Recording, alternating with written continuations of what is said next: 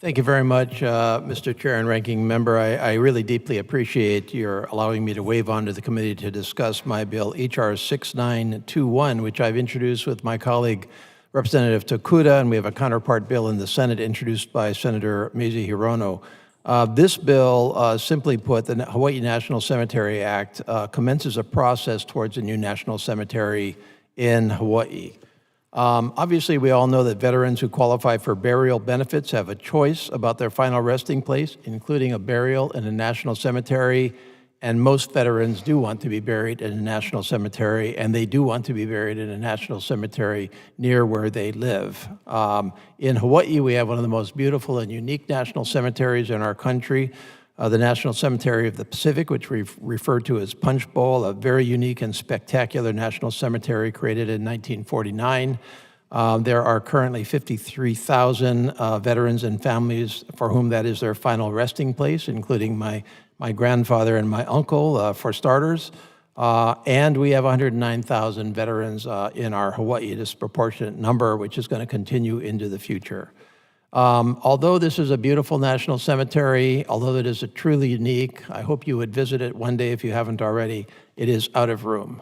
It has been essentially closed to casketed burials since 1991, and it will stop accepting cremated remains by 2036. The nature of the cemetery in a volcanic crater requires it to be confined, and therefore there's no opportunity to expand. It's in the middle of a city.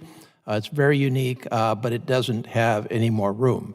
And so to maintain equitable access for our veterans in Hawaii, we need to start the process of a new national cemetery to allow them their final resting place where they were buried. And this bill simply does that. Now, I would like to very quickly address the opposition of the Veterans Administration to this bill, which I hope to wear them down on.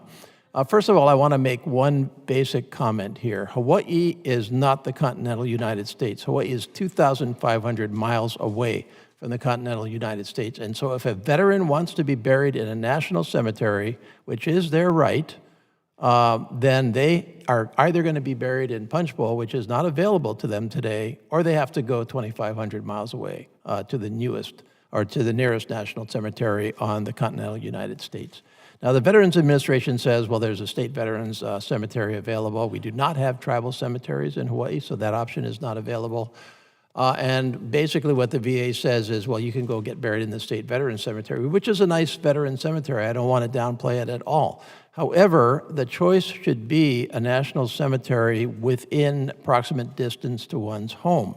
And the fact of the matter is that on the continental United States, that is a feasible option because there are many national cemeteries. In Hawaii, again, if you want to be buried in a national cemetery, you don't have that option unless you go to the continental United States. And so the fundamental bottom line here is that Hawaii is not the same as the rest of the United States from this perspective. Veterans deserve to be buried in a national cemetery, not be forced into a state veterans cemetery because of the specific conditions of Hawaii.